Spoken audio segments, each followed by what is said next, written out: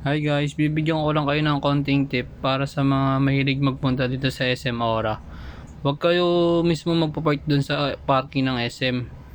Dito kayo sa sa Britannia Hotel. Ano lang dito, 60 lang dito, flat rate na. Kasi pag nag-SM kayo, iyak kayo dyan sa parking. Ayan, 60 lang dito guys. Pagka nyo, ang labas nito dun din sa SM Premier. Mga may daan din pa mall. Yan, kaliwa ka lang dyan. Tapos kaliwa ka ulit. Yan o, may pababa na yan. Tapos ang lang dito pagka late na kayo dumating, punuan na yung mga motor. Pahirapan sa parking.